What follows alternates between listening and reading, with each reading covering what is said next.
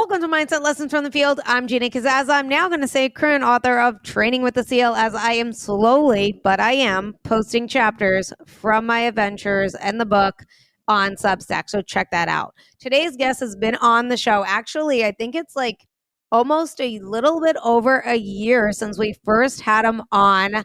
Fan favorite. Excited to have him back. As I give you the bio, you're going to know who he is. He was a Navy SEAL following his father's footsteps. So I'm sure that right there gave you who I'm talking to. But to give you more information, in 2011, a parachuting accident left him paralyzed. Instead of letting it define him, he rebuilt his life with faith, grit, and a new mission. He is now a husband, father of 3, chairman of the board at VIP Neuro Rehab Center, and even took on the Yukon 1000, the world's toughest kayak race. His story is proof that even after life changes in an instant, resilience can carry you further than fear. Ladies and gentlemen, excited to welcome back to the show, David Charbonnet. David, thank you so much for being on the show. Of course. Thank you for having me. Oh my God, such a pleasure. I love talking with you and hearing from you and what you're doing. I'm obviously following your journey and all the stuff that you've been doing since we've last connected almost a year ago, actually a little over a year ago. And I wanted to bring you back. I wanted to talk about the race that you recently did, Yukon 1000. Before we get into it and I ask questions about it, talk to me about, tell our audience exactly what it is. I know I mentioned, the world's toughest kayaking race, but go into detail about what it is, why you decided to do it, and all that stuff. Well, I guess firstly, why we ended up doing it. My friend who I went through SEAL training with, Chad Wright, a lot of people know from online, and he was on the show. Yeah, he was also a guest on the show. He's been wanting to, for years, do some sort of ultra event. He wanted to do ultra run where he pushes me in a wheelchair, which I was like, Chad, that's basically pushing me in a stroller. I was like, that's humiliating, and I don't want to do it for 30 hours with you in the woods. So he had asked that for, I don't know how many years. He was like, yeah, let's do it. And I was like, no, I don't have no interest in doing that. 2 years ago, he brought it up again. And I was like, man, if I would do something with you that I could do with you. He just kind of mentioned, he's like, well, I've been meaning, I've always wanted to do this race up in the Yukon, this kayak race. And it's a 2-person race. And I was like, yeah, that's like what I'm talking about. I would do something like that. And mind you, I'm not like an ultra athlete, at this time. I guess I don't know if I still technically am not. I get home and I'm like thinking about it and I'm like, oh, I wonder what I need to look up that race. So I pull it up online and the first like header on it says more people will summit Everest than have gone down this part of the Yukon. And I was like, that's pretty cool. And so I texted him. I was like, hey man, I'm going to contact the race director to see if they'll even let me do this race, but I'm interested if they'll let me. I mean, this race is extremely dangerous. You're like on your own. They tell you on the website how dangerous it is. And I'm like, they're not going to let a guy in a wheelchair do this race. So I emailed the race director and we have like a Zoom call, and he's an awesome dude, John. He's a former Royal Marine. He gets on the call, and I guess he had looked me up online before the call. And he's like, hey mate, I looked you up. You'll be fine. If you want to sign up, do it. And I was like, all right. The fact that you're this relaxed about it actually worries me a little bit. So anyways, that was like the start of it. And so I started kayaking 2 years ago and started kayaking with the team out here in San Diego and met just a bunch of awesome people, not least of which is my coach, Chris Barlow, who's now one of my closest friends, just an amazing guy. And that's been kind of the theme of this whole journey, is just making these amazing relationships along the way. But, the Yukon 1000 is a 1,000-mile kayak race down the Yukon from Whitehorse, Canada, not Dawson City. You go through Dawson City all the way into Alaska, and then the end of the race is like basically in the middle of nowhere when the highway crosses the river. It's completely unsupported, which means you can't have any like drop points of like resupply or, there's really any contact with the outside world. Everything you are bringing or that you need to bring with you. So you load out, 10 days worth of food, snacks, you bring like water pumps and, different water filtration systems, whatever else you need, medical supplies. Your first emergency response is each other. And then the next emergency response is the other race teams. Even though it's a race and you're competing with each other, you're very much so realize you have a camaraderie about, you really want everyone to do well. You just feel this like pull for each other and you want everyone to be okay. It's a real deal race. I felt like I wasn't taking it lightly, but I certainly didn't fully realize what was coming. But fortunately, I took it seriously, like I said. So for the last 2 years, I was training every day, multiple times a day. My wife basically let it be my job as like a professional athlete of just preparing for this. And so that's been the 2-year journey. And then last July, we finally got to go do it. And it was pretty epic. It didn't, go as planned, but it was a heck of a journey. Did you talk to people prior who have accomplished it before you stepped into it? Like, how did you also know how to train for it? And what did that training look like? Randomly, my coach was like, "Oh, I think I coached a guy who ended up doing it." And he was like, "I can probably get his contact info." He's an adventure racer. Him and his partner actually still have the world record time for it. They just killed themselves. So it was like 5.5 day, which is incredible speed for that race. So I talked to him. His name is Daniel. I forget his last name. So I talked to him, and that's the funny thing about these types of races is like, he didn't really have like a training plan advice or anything, but he was like, he's like, you got to keep moving. He did have advice on like equipment and like what they did as far as nutrition and stuff like that. But as far as like training, it was kind of like an experiment because I'm completely using my upper body. It's kind of a balance of like, how much can my upper body handle and recover from? I mean, obviously we knew it was going to be a lot of like zone 2 endurance work. I kind of like live my life in zone 2, being in a wheelchair, pushing around. Whenever you're pushing around, you're kind of like a little bit in that like kind of exercise mode because it's a little bit more effort maybe. I mean, I would wake up in the morning and train with the San Diego canoe and kayak team and paddle for like, an hour or two. And sometimes we work out as a team. So sometimes their workouts were like sprint workouts or different things like that. So it wasn't always catered to like my race, but I think that's good to have to do what other people's programs are sometimes because it's outside of like what you want to do.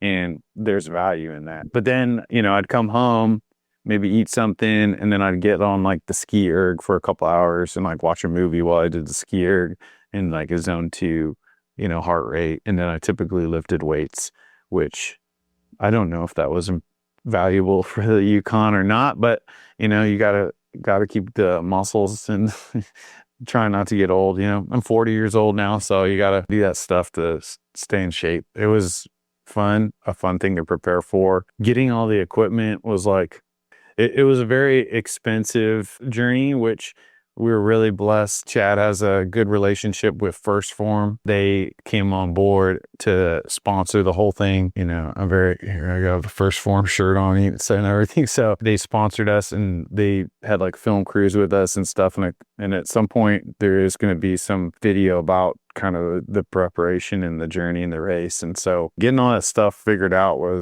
were kind of on our own in a lot of ways. Chad has a good idea of like how much calories he burns in like an endurance race sort of, and like how much he needs to eat. And I felt like my calorie intake was less because I was not using as many muscles being paralyzed.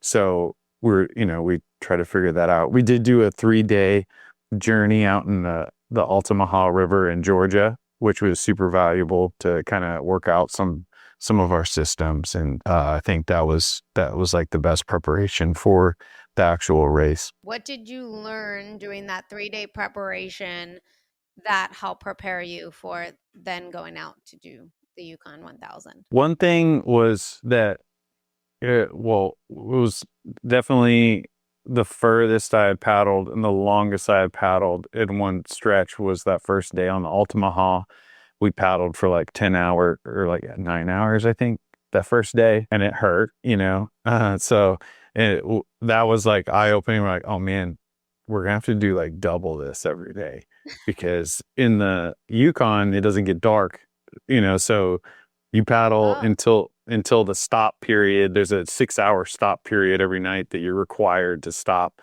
and rest. So you paddle basically until, I think it was like 11 p.m. was the stop period start.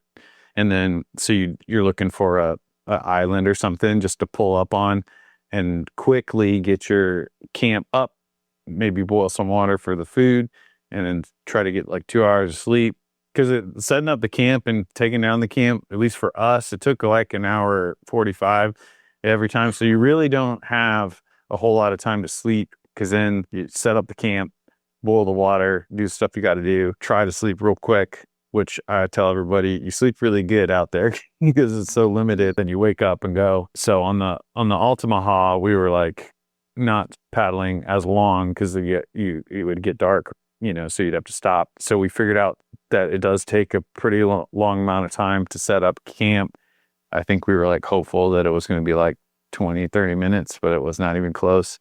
And by the time you finish like doing all the stuff you had to do, and it just kind of got you in the groove of how it was going to be. Also for me, like being in a wheelchair, obviously I didn't bring my wheelchair out into the Yukon wilderness. A friend of mine named Wes Inskeep built like a drag bag for my legs. So it was like a waterproof zip up bag that was real strong fabric. So I would just drag myself across the ground. That would keep me out of the mud. So scooting around like in the swamps in Georgia, doing the same up in the Yukon. Most of your time is in the boat, getting used to living in that boat, peeing in bottles. And we kind of figured out our like rest intervals we wanted, because since your both hands are occupied when you're paddling, you have to have like a couple minutes every hour to like put your paddle down, drink some water, throw some peanut butter in your mouth, and then if you have to pee then, or whatever.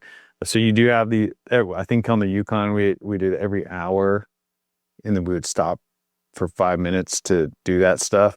And I mean, it goes fast. Like that 5 minutes you're having a rush to like drink water, shove some food in your mouth, zip up all the dry bags that are on your decks real quick and get paddling again. It was good to work out all that stuff in Georgia. So we were like, we knew what we wanted to do when we got up to the Yukon. But it is, every step of it, you had to just be flexible. When we got to the Yukon, the boat that we rented for the race was smaller than the one that we used in the Altamaha. We like couldn't fit all the stuff that we had in it. So we had to like decide what we weren't going to bring and stuff like that. Just figuring out kind of that stuff. And it's like, you learn so much too. Like this time, as soon as we like got off the river this last time, we were like, dude, if we ever do that again, we're going to do it so good. Like how we packed the boat, like everything. Like we bought all these expensive dry bags, and every single one of them I think leaked. But we had these, they're called bear bags. They're like really heavy duty Ziploc bags. And we used those for some things because some of the dry bags were too big. So we had used those as like dry bags, and those worked great. Nothing ever got wet. They were clear so you could see what was in it. And so it was really easy to find your stuff.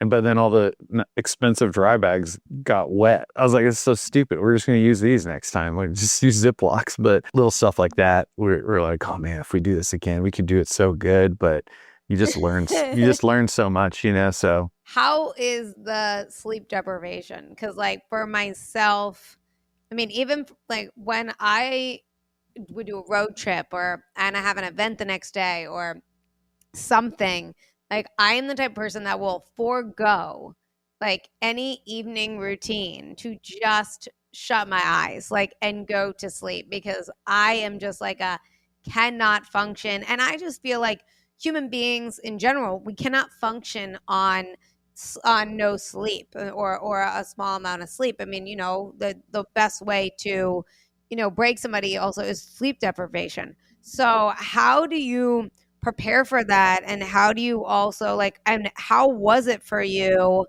the first couple of days with not getting any sleep. I mean, what was the struggle of doing all this? First of all, I really hate not sleeping. When people ask about like SEAL training, they're like, "Did you ever have like a moment where you wanted to quit?" And I'm like, "No, Oh I didn't yes, really." you mentioned this on the show. And then I was like, "Wait Yeah. a second." Every single morning when my alarm went off, I wanted to quit. Like that was the time, and that was like truly, I hated that part of the military. I was like, "Why we gotta wake up so early?" And I still to this day, I hate. Like if I could, I would sleep until like noon, like I did when I was a teenager. Kind of, I guess it's a blessing that I deal with a lot of pain now. And so I don't really get a whole lot of sleep anymore. And so even when I traveled to Hungary to race kayaks that's a whole other story. But when I flew to Hungary, like I didn't get jet lagged because I was so used to like having terrible sleep at weird times and stuff. And so everyone was like jet lagged from the time change. I was like, I don't feel anything. So it was like kind of a weird superpower. And then in the Yukon, it was just kind of like, yeah, I was really tired. Like I would nod off while I was paddling. I've never dipped or like smoked or anything, but I did have nicotine pouches that I used on the river to help me not fall asleep. And they did work because we had like instant coffee for the morning, which I usually forewent because it was just like, I didn't have time to like, I mean, I was rushing packing stuff and trying to get the food in and all that. So I didn't really have time he would usually drink a coffee, but I just like, I don't have time to do that. We just didn't have a whole lot of caffeine out there. So the nicotine pouches helped us stay awake. He's a nicotine fiend and has always been since I've known him. But it really helped me because I could take like a tiny low dose nicotine pouch was very effective on me because I don't ever use them. And I still have them today in my car if I'm like driving and I'm getting tired. Now it's like a little tool I use in a pinch. It's not my favorite part, missing sleep. And when we ended up in the hotel, after we pulled out of the race, we slept a lot. So you catch up on it. But it's like one of those things where like you're so busy with the task at hand that's you don't really think about it too much. Well, I was thinking about falling asleep as you're doing it. Like you paddle and then like Oh yeah. when you fall asleep, there goes your paddle, you might end up, I don't know. So I was curious in terms of like you mentioned, you're not off. Well, yeah. So, I mean, that is why they have that rest period because people would be competitive and push through and it's light enough to where you could do it. And you would get tired and start really having, cognitive issues to where if you're hallucinating or stuff like that. So, it's dangerous. You need to be paying attention all the time. So nodding off is like not a good thing. There's lots of obstacles in the water. Falling Like in what? is not. Tell us about the obstacles. Like there's a lot. So the Yukon River freezes to like 8 feet thick ice every single winter, and then it breaks apart, and the river just pushes all these massive chunks of ice through this landscape. And every year this happens, the breakup, and it just tears through, rips up everything in its path. And so this river changes all the time. And there's just massive tree blockages. It's like they call it the river of like a million islands. It's so the river kind of like braids and crisscrosses, and there's all these bends, and you have to like figure out which one has the fastest flow. It's not always like the most short distance that you want to take. It's a navigation problem, and so I was the navigator, and so I'm looking at the map and the GPS to kind of decide that. But Chad's paying attention to the flow of the river because sometimes I'd be like, hey, up ahead we're going to take the right hand bend, and then when we'd come around and see that, you could see that the water was not moving as fast through that bend, and we'd be like, okay, never mind, don't do that, let's do this one. Or you could see down the bend that there was like a tree blockage, which if you went down a bend and there's a tree blockage, it might have been race over for you. Worst case scenario, you get caught in it and drown and die. You got to be really paying attention. There's a lot of pressure on the navigation in that sense, not just like having the best we're out, but also keeping us out of danger. Probably the biggest danger out there was drowning or hypothermia. So if you go in the water, it's not just like a little thing. The river at some points is miles wide, so you could be going for a long swim back to the shore, and by that, the river is very cold. So you're going to have to rewarm. A couple of teams ended up getting pulled out in the first day because they when it fell in crossing this lake, and there was a big wind storm during that part of the race, and we were having like 3-foot waves, and a couple of teams fell in. We saw a couple of them like on the side, getting their warmies on and stuff to rewarm. Yeah, some teams pulled out because of it. And so it was, that was like the first day. It was like one of our least favorite that afternoon. The storm on the lake, it was awful. But I don't know how much you want me to get into the whole every day-to-day narrative, but I didn't even know. I mean, I just didn't know. I didn't know you could get like 3-foot waves in a river or lake or anything like that. Like that's just news to me right now.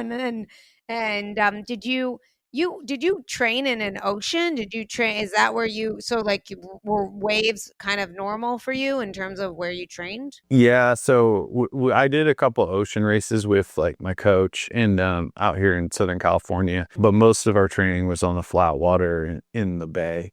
But it gets windy and there's like pretty good chop and stuff. So you do have to like work on the stability. My coach was like kind of amazed because the first couple months, he's like, you're going to fall in, it's just, you're new and it takes some getting used to. But the water in San Diego is always cold. And as a former SEAL, I hate being in cold water. So I like never fell in. I was always like on my P's and Q's with my balance. And so they were like, for forever, they were like, I don't know how, we've never had a beginner to like just never fall in. And our mantra for the Yukon, I had a mantra, it's called no swimming. That's our mantra for the Yukon. So I was very on it about like not tipping over because it is just going to be a huge pain in the butt in the best case scenario. And worst case scenario, it could be real dangerous. So, and I want to give Chad a huge amount of credit because I trained for 2 years paddling every day. He did not have access to kayaking a whole lot. So he came out for a week and paddled with me in San Diego. And then we did 3 days in Georgia. And he did paddle, a little bit on his own, but he didn't have a Olympic coach like I did, telling him how to have good technique and all that stuff. So he did a week and really memorized his technique in a week with my coach out here in San Diego. And was a pretty competent paddler by the time, we got to the Yukon, which was really impressive because it's kind of like the technique to really paddle efficiently in a kayak.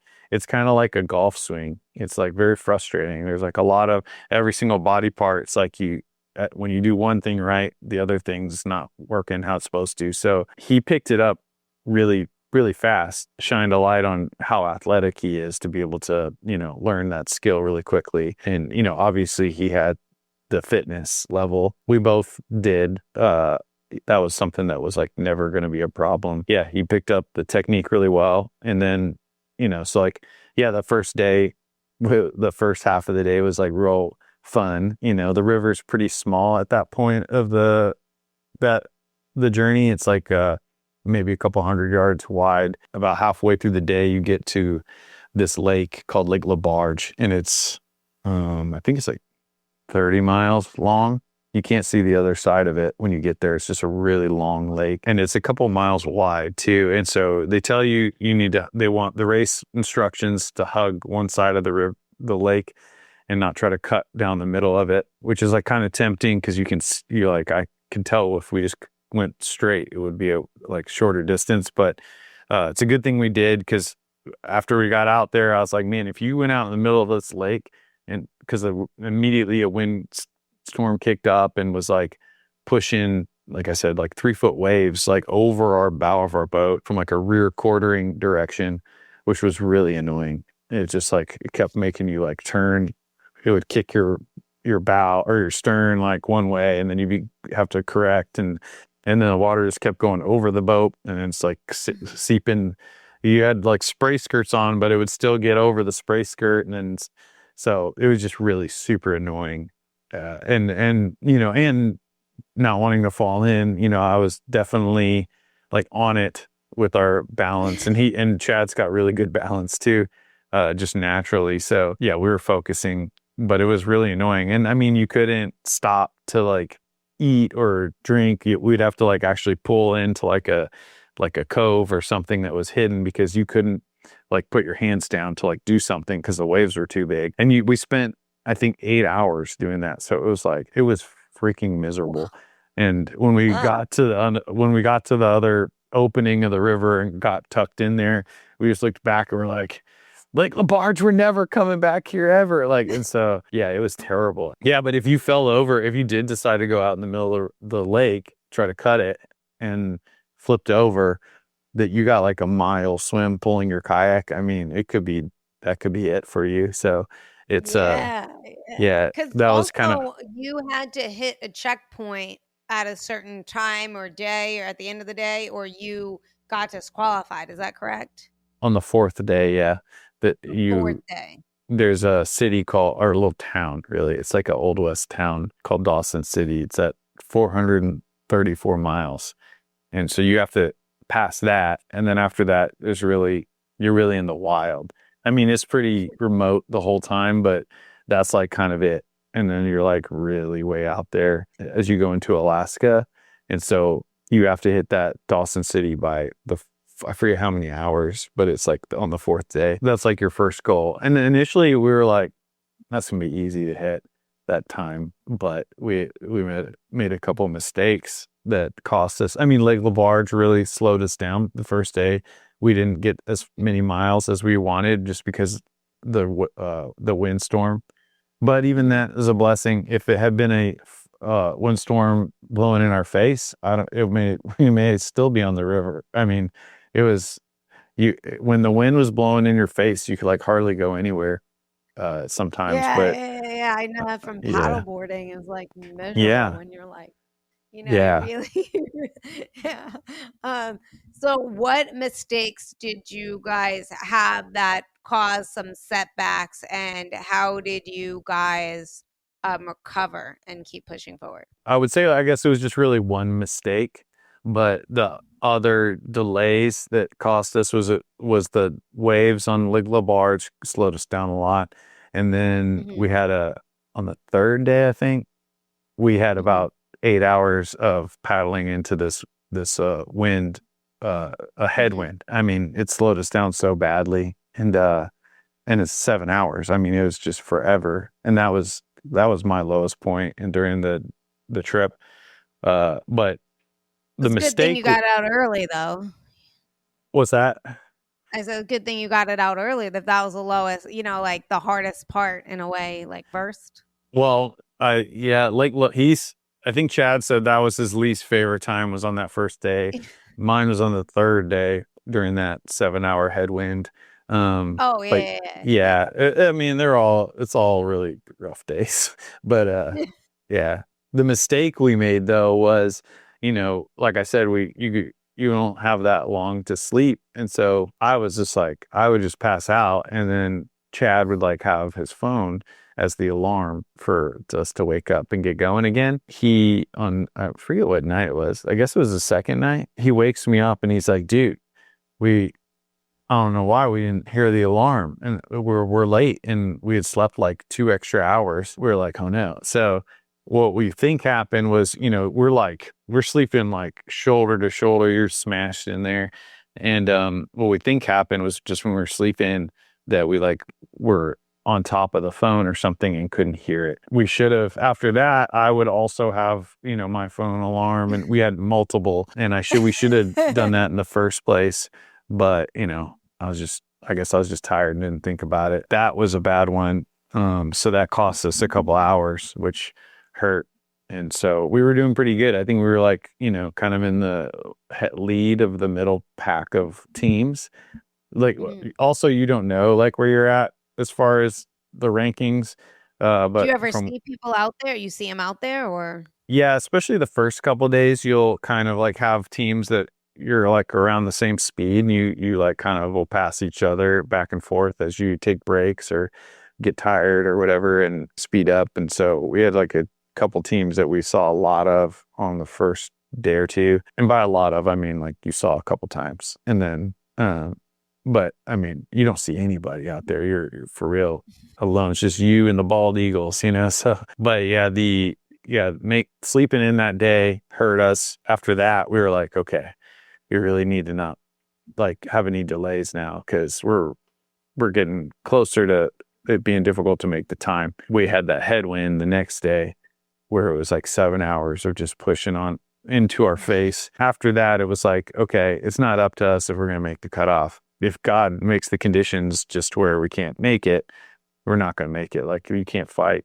you can't win against, nature. So we were like, we need to be pushing hard. We need to not take extra any because like every now and then in the first days, you'd like stop to drink water on our 5-minute break, and you'd like kind of push it to like 6 minutes. Like, we need to be disciplined. After sleeping in that day, we're pretty disciplined on those breaks, disciplined on like our effort.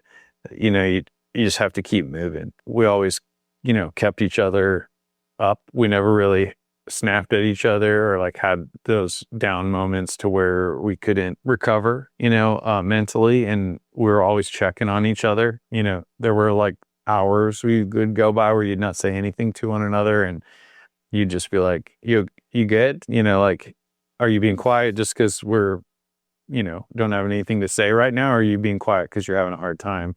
And, sometimes the answer was like, yeah, I'm struggling right now. And, so then you kind of, as a teammate, have to find a way to like pick them up. And we would do that for each other, every day. So it was, we just worked really well together. That was probably one of the best things, and one of the things that I really cherished about the whole experience. Hey, quick pause before we dive back in. You know how we talk about building resilience, confidence, and mindset? There's a nonprofit helping kids do exactly that. Every mission starts with a story, but right now, 1 in 3 kids in America feels like they don't belong, and only 30% read at grade level. At Empower Lit, we're changing that one school at a time. Through author visits, literacy camps, team publishing programs, and Cosmo the Alien on YouTube, we help kids discover confidence through storytelling. When you give a monthly donation, you're not just donating. You're helping a child believe in themselves, their words, and their worth. Join the mission at empowerlitnonprofit.org, because belief is where every great story begins. All right, now back to the episode. Let's get into it. For somebody that is doing a team thing or a partner thing or something like that, and this could just relate to even if you're going into business with somebody or something like that, anything that's a team or a partner. Now, you and Chad have a history. You guys, have been friends for a while. You also been through things that people didn't do, like buds and things like that automatically connect you, bond you, right?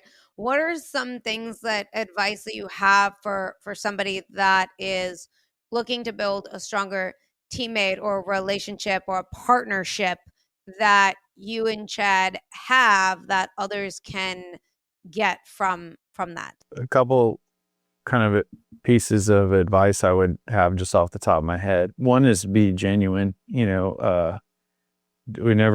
Chad and I, for instance, we're never like putting up a front with each other.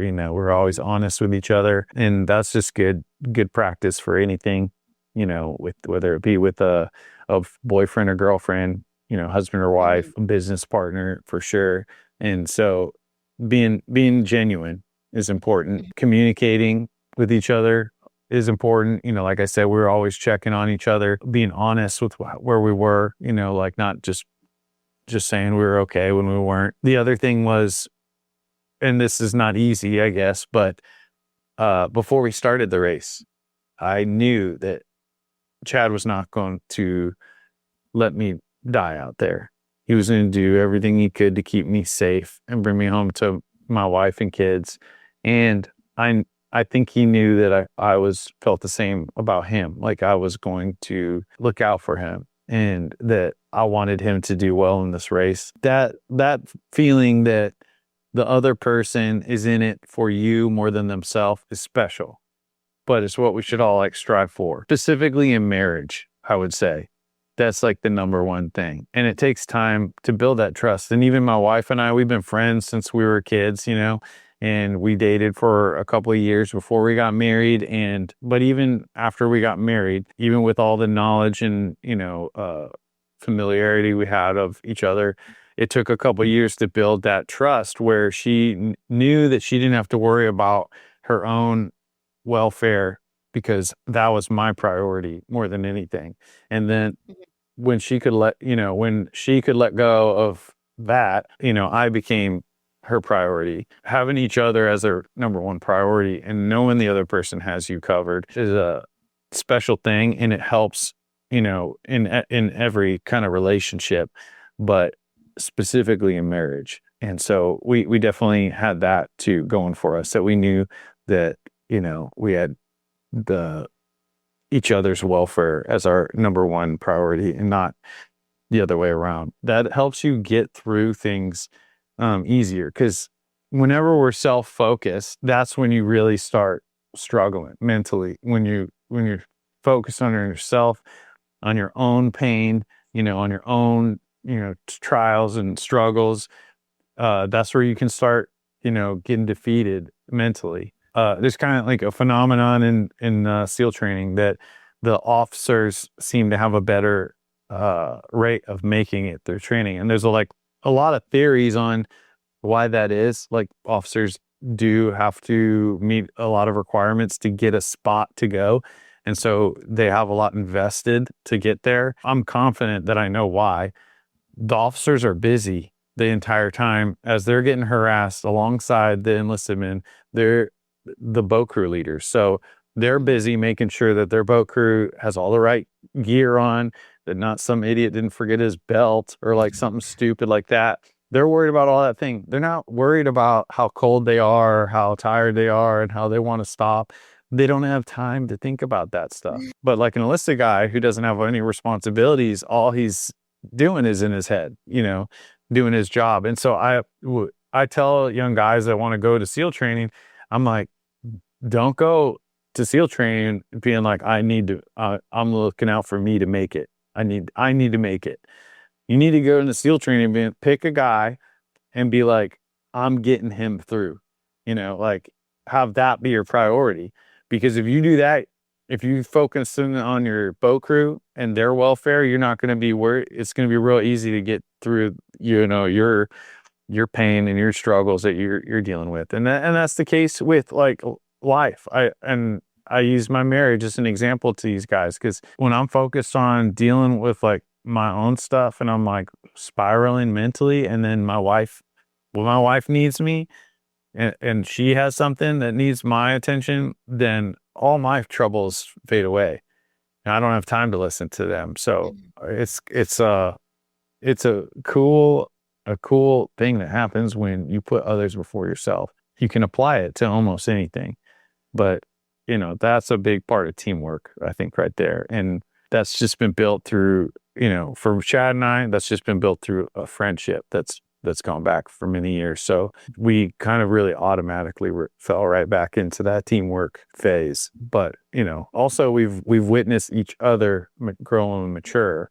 And so it was cool to be like, I really trusted him as a teammate back when he was young and I was young in the Navy, but now I trust him even more because I knew the man that he'd become, and the level of maturity and integrity and faith that he had come to in his years. And so, and I think for him as well, like we realized that we're not the man that we used to be. We're better. We're more unselfish. And so that was like at least for me, a comfort to just have that complete faith in your teammate, Yeah. Coach Mack used to always say, your teammate next to you is more important than you. And it took me like 4 weeks to understand that, because the moment he said that, I was like, I'm important too. It was all about me. And then one day I was absolutely freezing. It was a Tuesday. This is how much it impacted me. I remember it's like almost 8 p.m. I'm freezing. I'm soaking wet. All I'm thinking about is my beautiful bed that's so warm. And I look to the guy next to me, and he is just as cold as me. I mean, he is like purple, and all the hairs on his body is standing up, and he has all those goosebumps, and his teeth is chattering. And then I move closer to him, and I put my arm against his, and now I'm like gritting through my teeth, like so nobody can see me talk, like coaching him how to breathe and relax and stuff. And then suddenly, like, I'm out of my head, and I'm not cold anymore, and I'm all these other things that was so me centric as went away, and I got through it. And then that light bulb went off, and I go, oh, I get it now. That's why your teammate is more important than you, because when you help them, you're less in your head, you're less thinking about you. I think that's an amazing lesson that we can all take. And so I want to ask, as we come towards the end of the show, what, as you know, it didn't work out, right? You guys didn't complete that race. Talk to us about that, and then talk about how you felt afterwards, because when I was following this, Chad said something and you said something. Chad said, nobody knows what you personally go through from being paralyzed and living the life that you currently live, where there are limitations, right? That you have, that others can't understand or experience, right? And then you mentioned too, like, it's like it stings, it like hurts, because it still feels it's a failure, right? And it's really hard to confront and realize it's still a disappointment, no matter what. So walk us through that, because I also feel like that is something that's common, that not the whole physical and all that stuff, but like the whole disappointment or failure, or like you mentioned, nature sometimes it's just not in your control, or something that happens that doesn't make you succeed.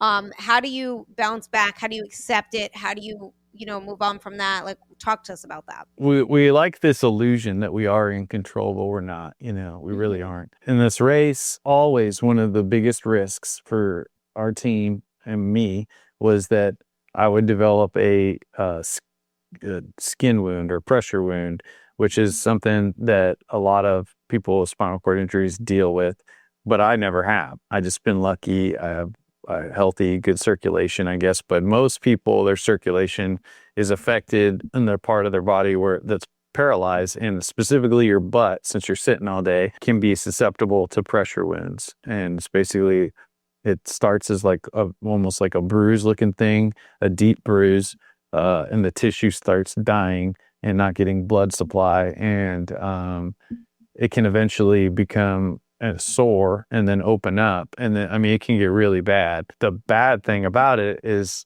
for spinal cord injuries, because if the circulation's not good, it can take a really long time to heal.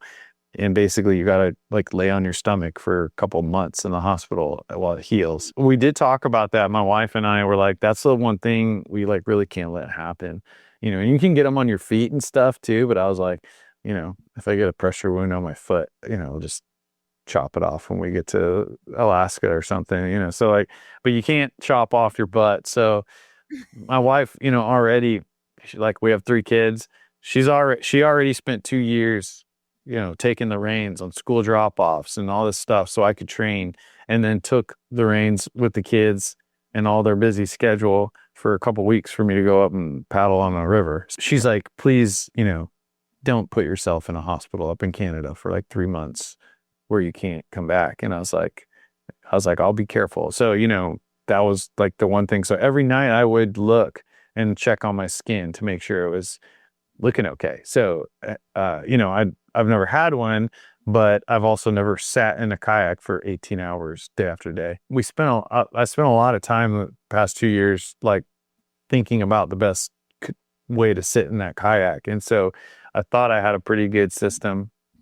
And I guess for 3 days I did. And then on the 3rd night I check, Chad is outside the tent doing something, and I check and I see what it looks like a big bruise, like on one of my bones. And I'm like, I was like, oh, that's not good. Chad hears me and he's like, what? And I was like, hey, can you come look at this? Just to like, because I'm like, it's not easy for me to see. And I'm like, oh, maybe it's like not as bad as I think. And I had told him what to look for. I was like, it's going to look like a bruise, like kind of red and stuff. And And he comes around, he's like, it's exactly what you described. And I was like, I can't. I was like in disbelief because I knew that that was it. That was the end of the race. There's nothing. It's like, you can't push through that. Like it's just going to get worse, or, it's not like I can recover from it or protect it while I'm out there. So I just sat there for a second. I was like, I can't believe I just killed our race, and like me feeling responsible too. Cause like Chad's fine. He can keep going, but like I couldn't. And so I felt like I had let him down. We're still out in the middle of nowhere. So he's like, do you need to be like evac or something? I'm like, what are we going to do? And I was like, no. I was like, I can make it to the cutoff point. I think one more day of paddling, I can be okay for one more day, and then we'll have to get out. That kind of, and that was the day that we had that headwind for like 7 hours, and so we were already being like, okay, we're gonna have to boogie to make this cutoff. And so after we realized that we're gonna be done with the race in it one more day, we like woke up that next morning, and he said too, after, like, I was pretty upset, like when I was just like pissed, and he's like, hey man, we still got 18 hours of paddling tomorrow. Like, I'm going to need you. And I was like, I'll be on it, tomorrow. So that was all the conversation we needed, but it was a good reminder for him to say that, because it was like, I still am like in a dangerous situation for the next day. And it's not going to be an easy, like, just paddle in, like we're going to have to dig deep still. We wake up that next day and we're like, hey, we got to make the cutoff. Like, we can't like not make the cutoff. And people will be like, oh, they didn't make the cutoff anyways. That's why they pulled out. So we are like putting out that next day, and trying to protect my butt by, like, on those breaks, I would like try to like sit up in the boat and stuff and like put some circulation. But we get to the end, we get to the cutoff point after, I think we paddled like 15 hours or something that day.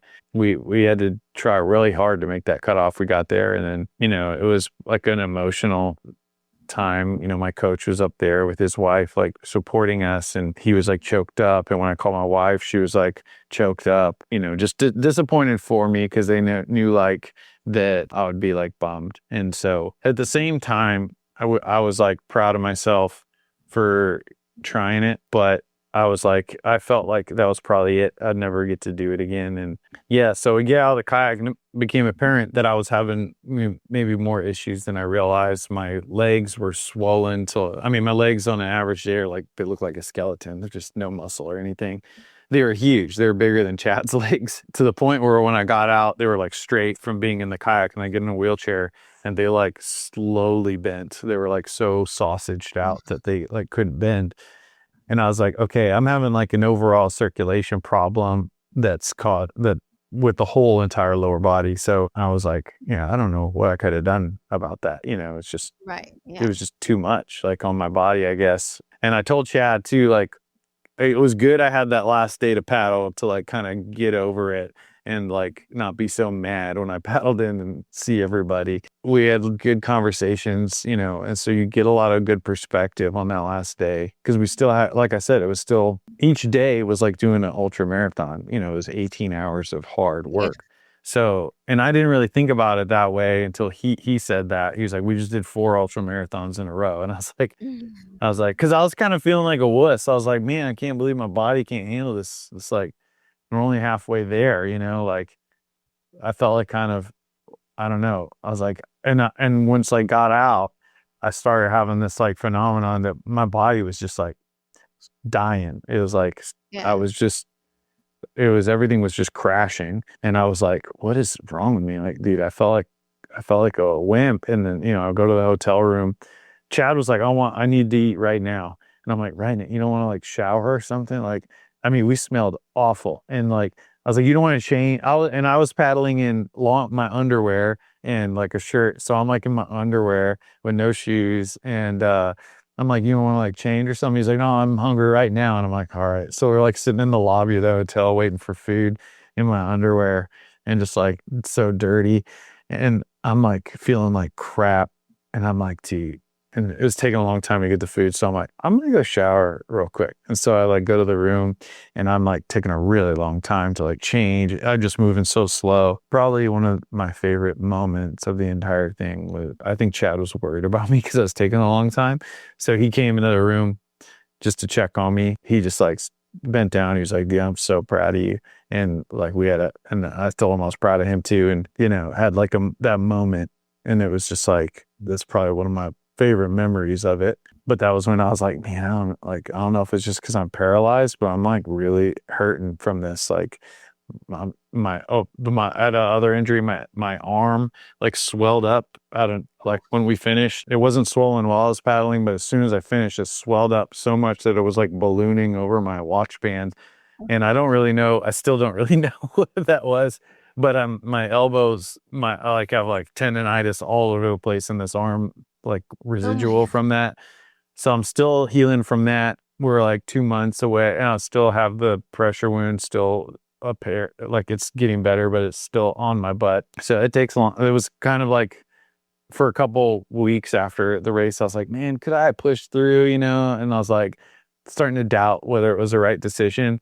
But now, like the pressure wound's still there. I'm like, yeah, okay, it was like an issue. It was Uh, serious. Yeah. yeah, it was serious. It was like not going to get better. It could have got really bad. It could have been, a real issue out in wilderness where we didn't have any. Like if we kept going, and it was just lucky that I had that injury a day away from a place where we could get out of the river. If that had happened a day later, I would have been screwed.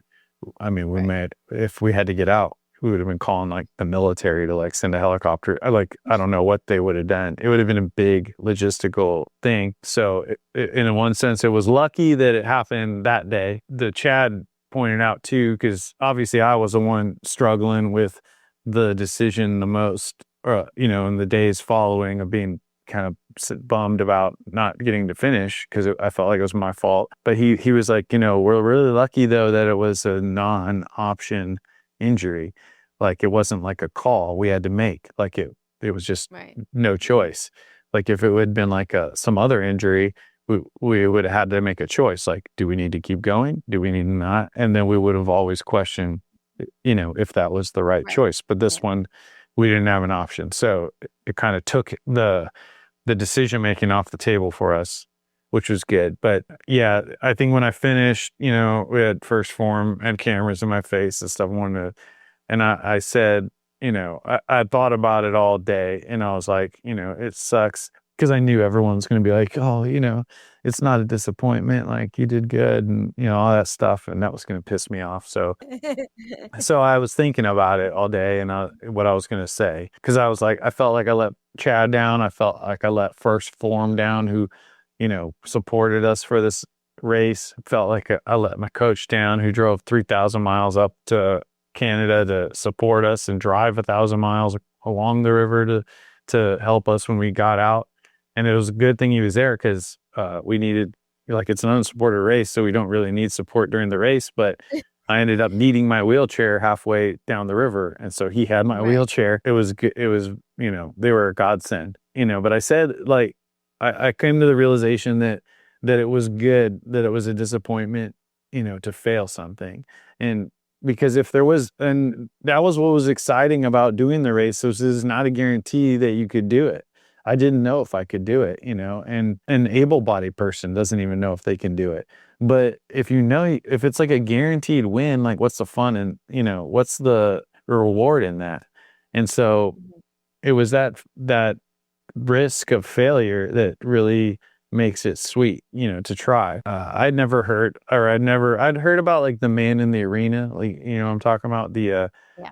Yeah. I don't know if it's like a poem or what, but I like saw that a couple days after, or no, it's a friend of mine sent it to me, I think. And then I was like, oh, that's pretty cool. That's like what the realization that I came to, is like, it's better to be in the arena and try and feel, the sting of failure than to just sit on the sidelines and wonder, And so my wife's been really like a huge piece of that, a huge like motivation for me, because when I I think I said in the last podcast too, when I got paralyzed, I was like, pissed that I wasn't going to get to be a SEAL and do all these things and the goals I had. And I was like, yeah, all right, I'll just, I was like, I'm just going to sit on the couch and play video games for the rest of my life. That'll be fun. But it wasn't fun. It got old really fast. There's so many things I'm like, I can't do that. Like I can't go to the beach. I can't do this. And my wife's like, yeah, you can just do it. Like, hey, go do it. Like, and she's always pushing me to like push the envelope as far as what I can do. She's like, well, we're going to go camping. I'm like, how am I going to go camping? Like, what am I going to do? She's like, we'll figure it out. And I'm like, all right. And I'm like, I wouldn't do that if she didn't make me. So it's funny because I hate camping. And then I like volunteered to go do this Yukon thing, which is like the worst camping ever. Just like being willing to go try and fail, and she always says like, hey, things are going to be frustrating. Like be prepared for it to be frustrating. And it's so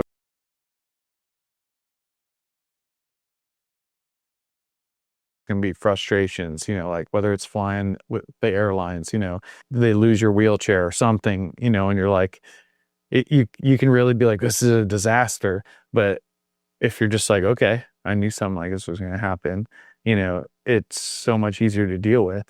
And I definitely use that advice on the Yukon a lot, especially during the land portions.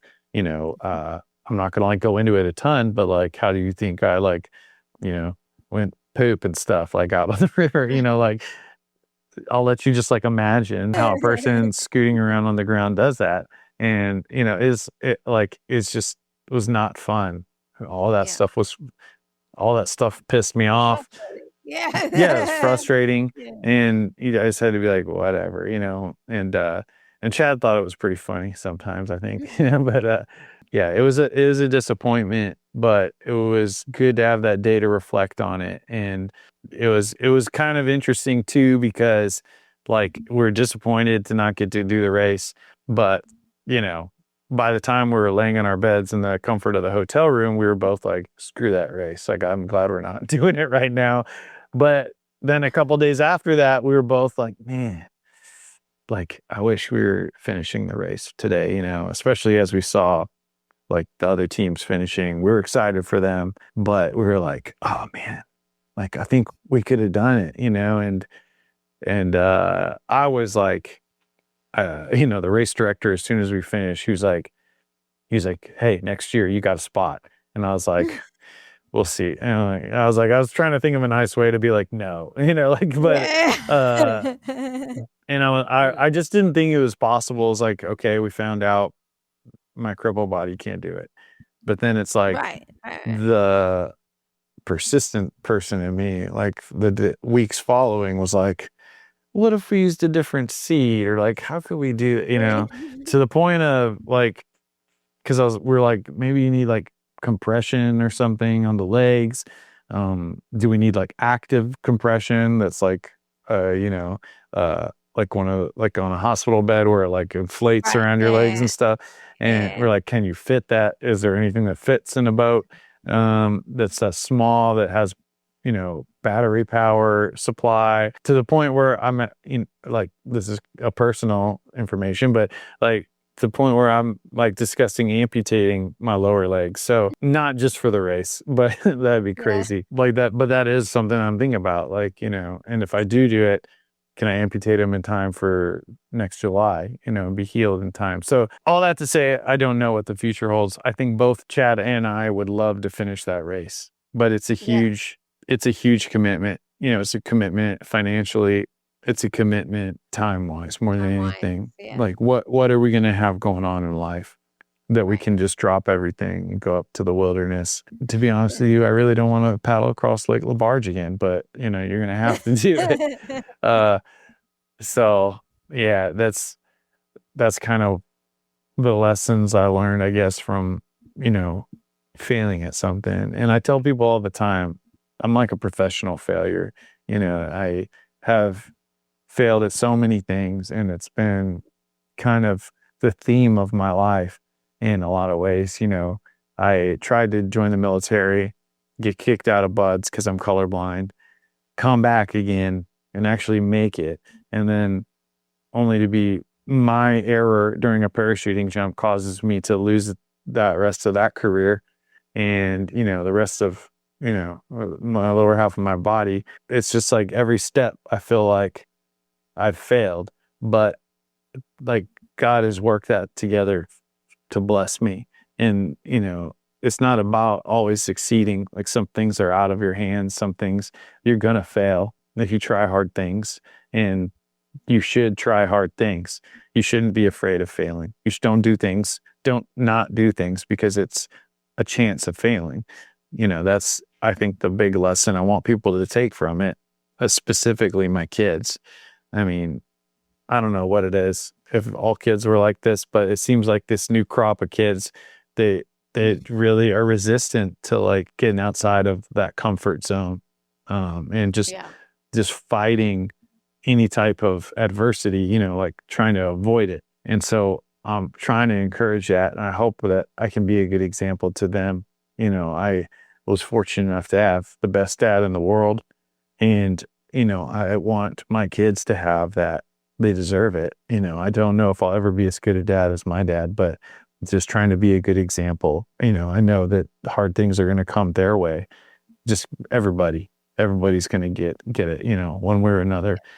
And I want them to be able to handle it, the right way. Yeah. I mean, that's my goal. My number one goal is to be a good example for them. I think also men, the advice for husbands. I've been married over 10 years. I think we're 11. We're coming up on 12 years of marriage. I think you should be every stage of your marriage be trying to impress your wife, and like just when you're dating, you do stuff to try to impress them. And years later, you need to still be doing that, like even with stupid stuff like paddling down a river. Like I just want her to be proud of me, so I want to earn like her pride. And then, overall to people that I can affect around the world, like, whoever God puts in my path, I hope that I can be an encouragement to. And, I really appreciate opportunities like this, getting to talk to you and use your platform to like do that. So it's a real privilege for me to use my story and, bad things that have happened to me, hard things that have happened to me to be a positive to other people. So it's a huge blessing to me to get to do this. So thank you. Oh my God, thank you. And thanks for sharing the story and telling us all about the race and all that stuff at the end. It was incredible. It's always a pleasure talking with you. And you drop so much knowledge and so much inspiration and motivation. You're inspiring to me. I always find you motivating after we talk. So thanks again for being on the show. I greatly appreciate you being here. It's my pleasure. Thank you so much.